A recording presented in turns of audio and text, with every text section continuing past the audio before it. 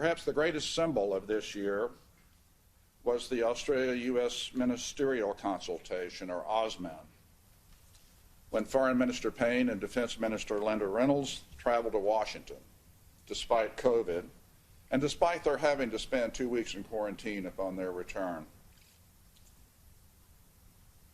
Minister Payne has said on several occasions it was the most consequential AUSMAN meeting in memory. We made strides in building secure, trusted supply chains.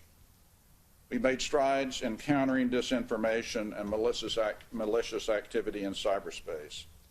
And we made strides in bringing a new focus on the way that our defense forces will work together in the Indo-Pacific region. I also will note and commend that this year, despite COVID, more than 1,000 U.S. Marines were able to take part in the Marine Rotational Force Darwin exercise. That's despite spending 2 years in quarantine before we shipped them over here, and they spent another 2 weeks in quarantine up in Darwin when they arrived. And they did that with support of the Commonwealth government and the Northern Territory government. That shows how our governments work together to advance our common goals.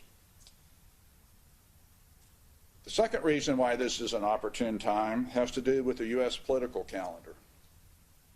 As some of you may have known, you may have noticed, on November 3rd, the people of the United States participate in a national election. Most important thing that a democracy does. More Americans than ever voted on November 3rd. I am a political appointee of the current president, and given the expected decision of our Electoral College next Monday, December 14, I anticipate returning to Washington before January 20. Hence, this is likely the last time that I'll be in Perth in my official capacity as ambassador. So let me make a simple observation.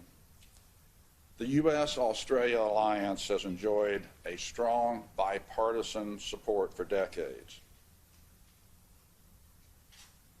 The U.S. bipartisan support for the alliance is strong. We had more U.S. congressmen and senators visit Australia last year from both parties than any time since World War II.